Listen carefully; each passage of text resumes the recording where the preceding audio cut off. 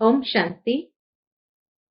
आज 4 अक्टूबर 2021 के बाबा के मधुर महावाक्य सुनेंगे और आज की मुरली बाबा की याद के चार्ट को बढ़ाने के ऊपर है। बाबा कहे भिन्न भिन्न युक्तियां निकालो जिससे बाबा की याद का चार्ट बढ़ जाए। विशेष युक्तियां जो बाबा ने आज मुरली में बताई है कि बच्चे भोजन करते समय अपने आप को देखो किसकी याद में रहे। अनुभव एक दूसरे को सुनाओ, क्योंकि जब ये अनुभव सुनाएंगे तो एक दूसरे को भी प्रेरणा आएगी कि सचमुच हमने शांति में बाबा की याद में बैठकर भोजन स्वीकार किया। दूसरी बात बाबा ने कहा ये भी अनुभव एक दूसरे को सुनाओ कि कोई भी दृश्य ऐसा हो भयभीत करने वाला, उस दृश्य के समय भी हमारी आंतरिक स्थिति कैसी रही। बाबा कहे ये अनुभव एक दूसरे को सुनाओ कि बाबा की याद से कैसे हम निर्भय होकर के हमने हर प्रकार की परिस्थिति को पार किया। तो ऐसे बाबा कहे जब अनुभव एक दूसरे को सुनाएंगे तो दूसरों में भी उमंग उत्साह आएगा। तो सुनते हैं बाबा के मधुर महावाक्य। ओम शांति।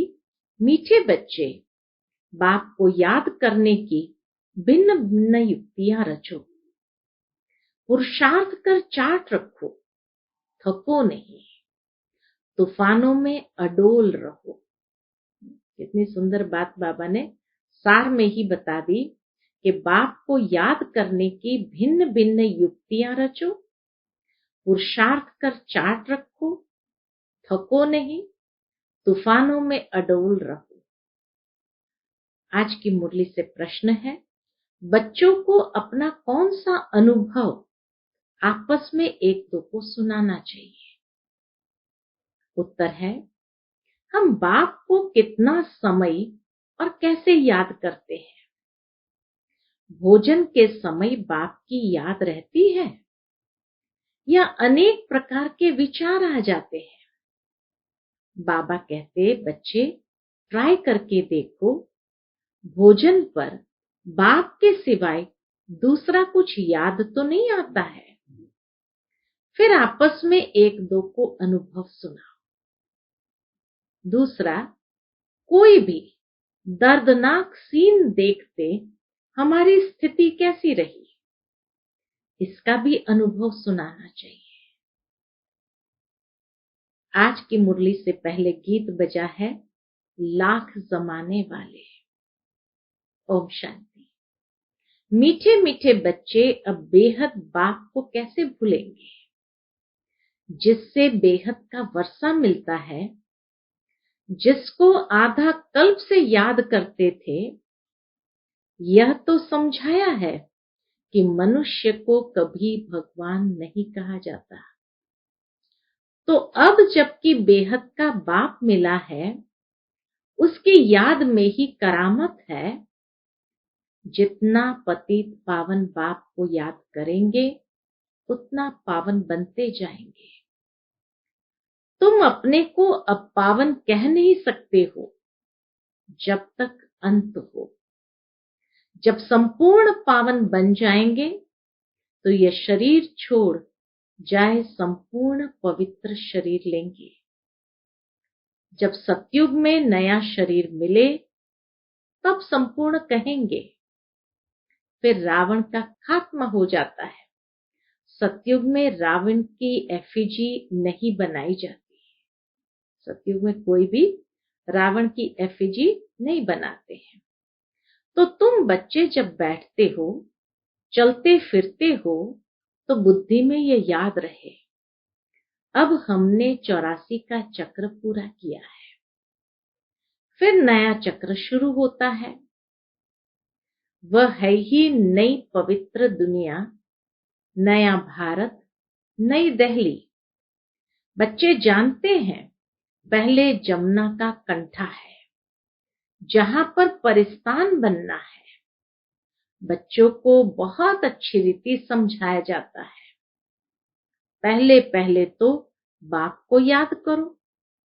भगवान बाप पढ़ाते हैं, वही बाप टीचर गुरु है, ये भला याद रखो।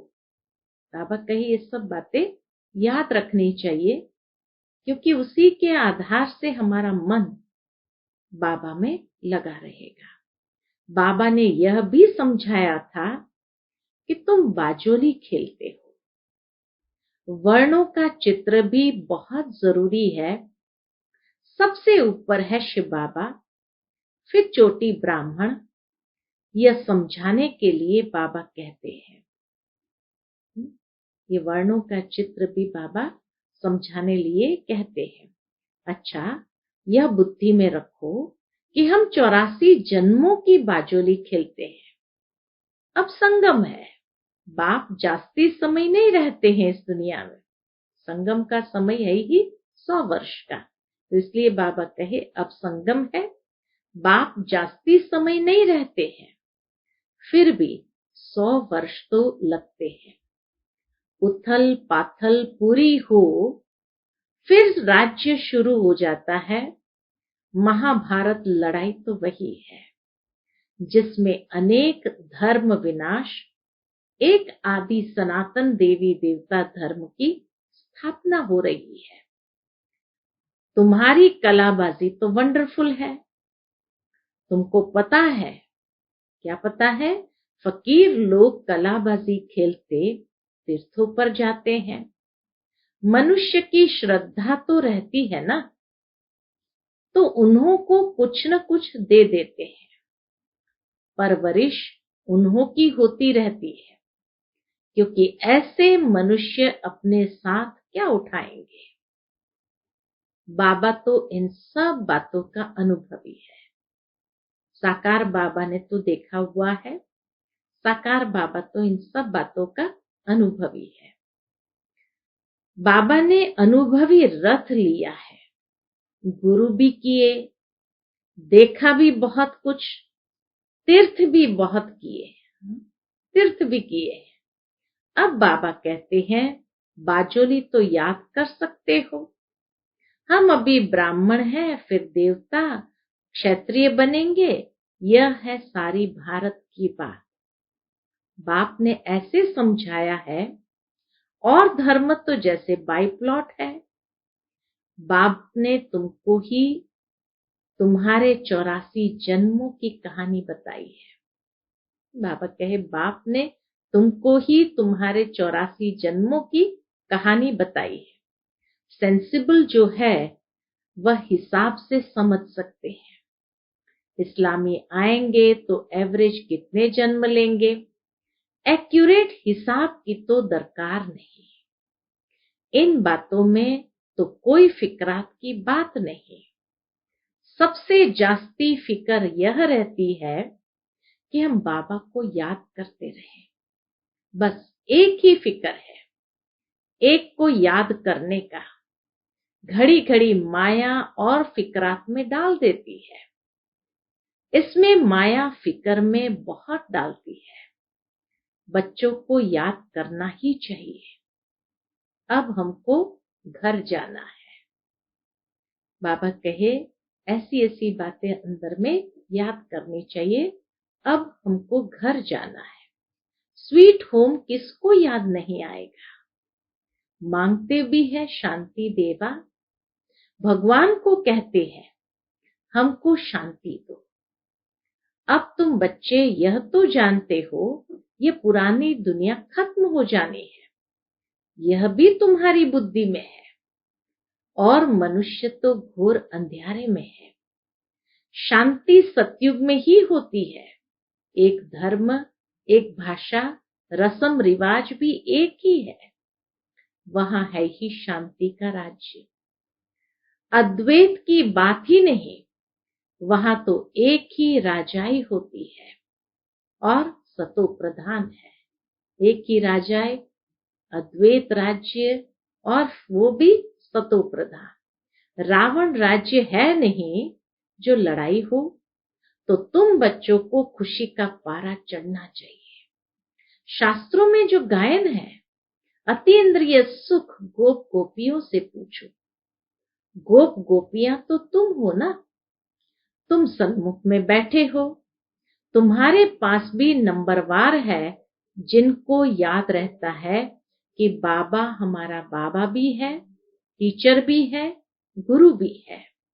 यह तो वंडर है ना। लाइफ तक साथ देते हैं, पूरी लाइफ तक बाबा साथ देते हैं।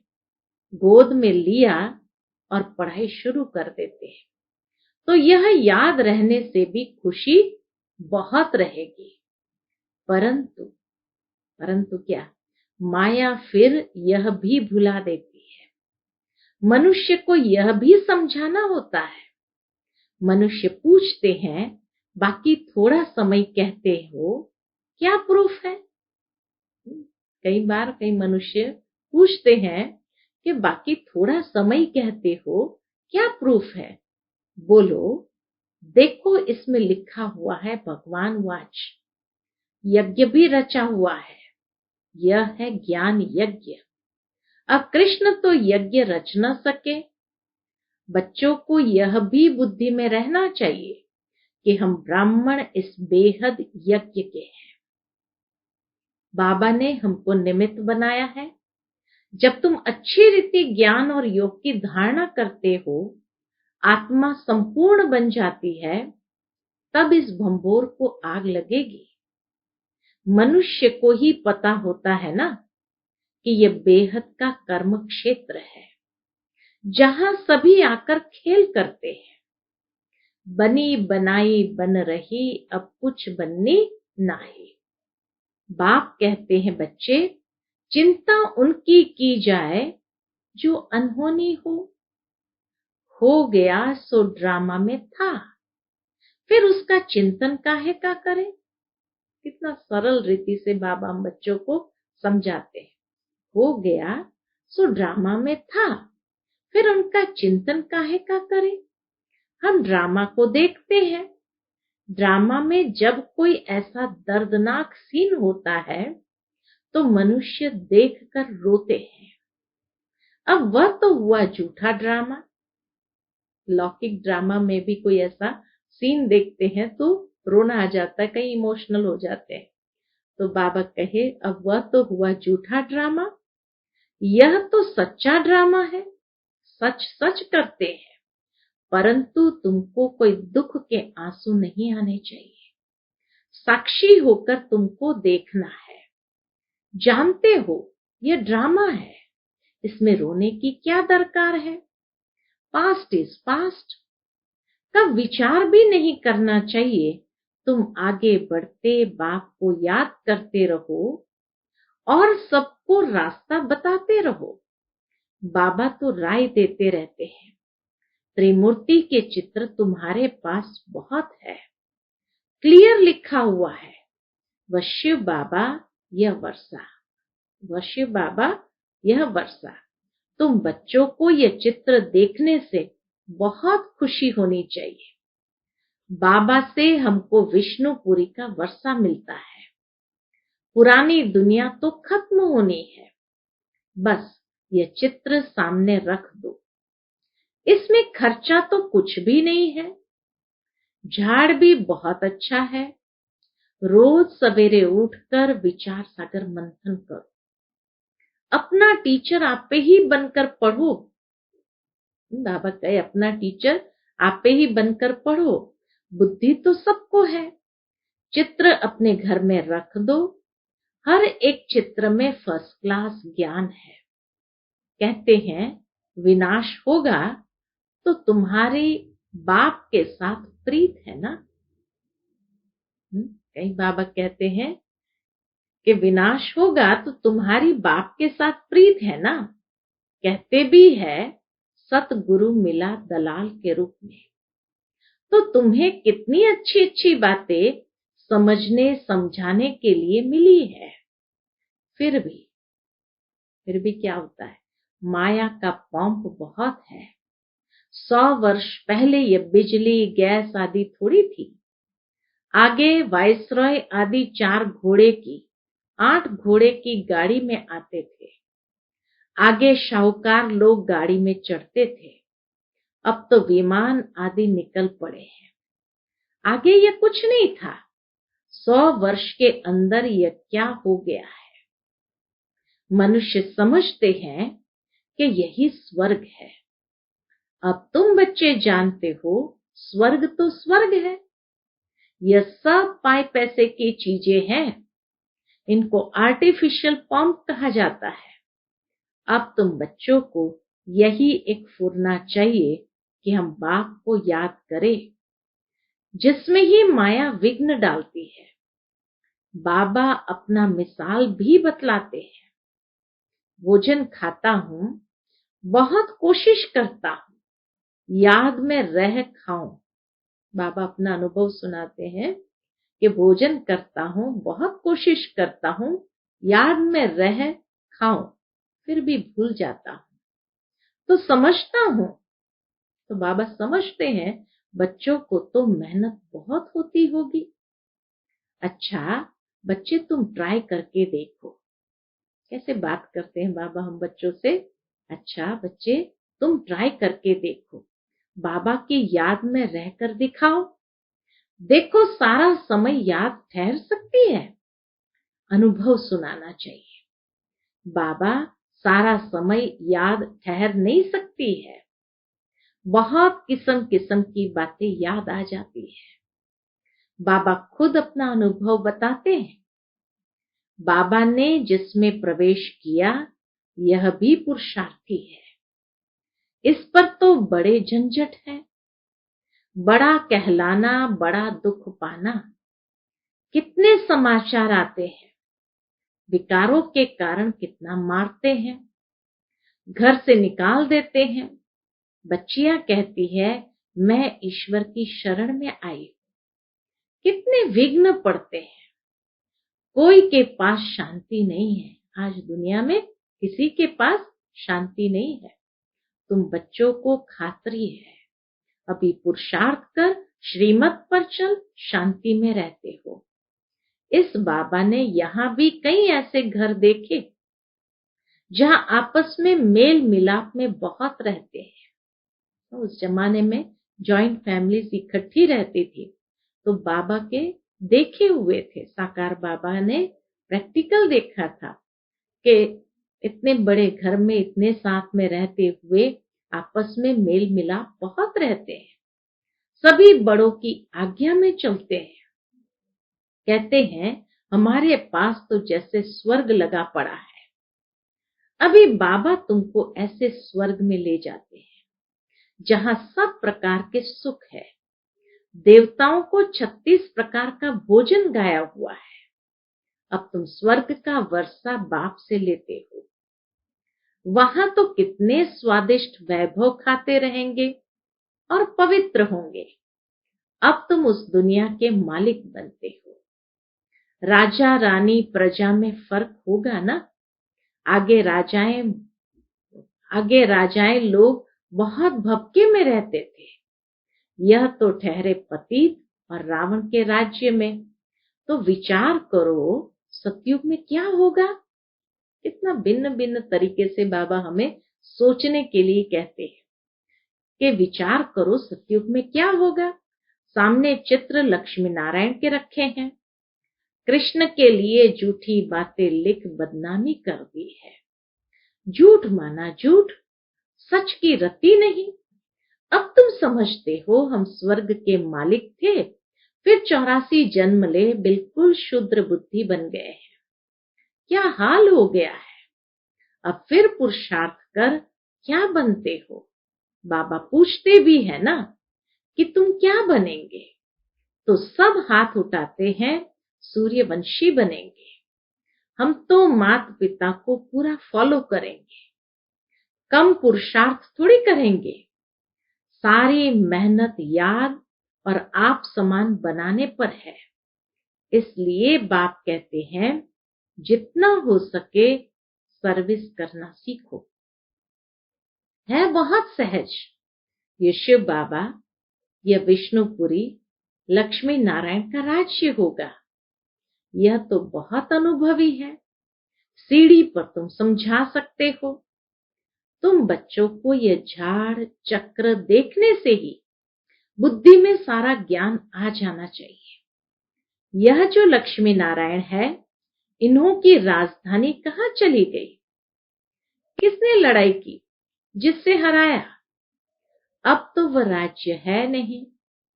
इन ईश्वरीय बातों को कुछ नहीं जानते। बाबा कहे दुनिया के लोग इन ईश्वरीय बातों को कुछ नहीं जानते हैं। तुम बच्चों को यह भी साक्षात्कार हुआ है, कैसे गुफाओं खानियों से जाकर सोने हीरे आदि ले आते हैं।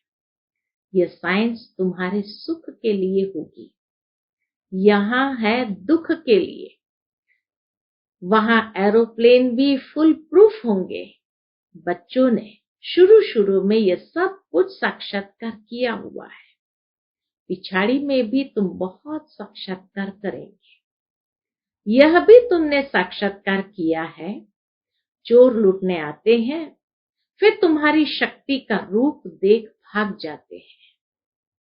वह सब बातें पिछाड़ी की है। अवस्था इतनी पावरफुल हो जाएंगी तो उन्हें शक्ति स्वरूप दिखाई देगा और बाबा कहे वो भाग जाएंगे। चोर लूटने तो आएंगे, तुम बाप की याद में खड़े होंगे तो वो एकदम भाग जाएंगे।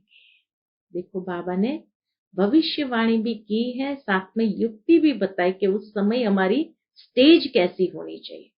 अगर डर गए तो मर गए। इसलिए बाबा कहे निर्भय होकर बाबा की याद में खड़े रहेंगे तो वो भाग जाएंगे डर के। अब बाप कहते हैं बच्चे खूब पुरुषार्थ करो। मुख्य बात है पवित्रता की। एक जन्म पवित्र बनना है। मौत तो सामने खड़ा है, कुदरती आपदाएं बहुत कड़ी आएंगी जिसमें सब खत्म हो जाए। शिव बाबा इन द्वारा समझाते हैं, इनकी आत्मा भी सुनती है। ये बाबा सब बतलाते हैं। शिव बाबा को तो अनुभव नहीं है, बच्चों को अनुभव होता है। माया के तूफान कैसे आते हैं? पहले नंबर में यह है तो इनको सब अनुभव होगा। ब्रह्मा बाबा पहले नंबर में खड़ा है तो इनको सब अनुभव होगा। तो इसमें डरना नहीं है, अडोल रहना है। बाप की याद में रहने से ही शक्ति मिलती है। कोई बच्चे चार्ट लिखते हैं, फिर चलते चलते बंद कर देते हैं। बाबा समझ जाते हैं थक गया है।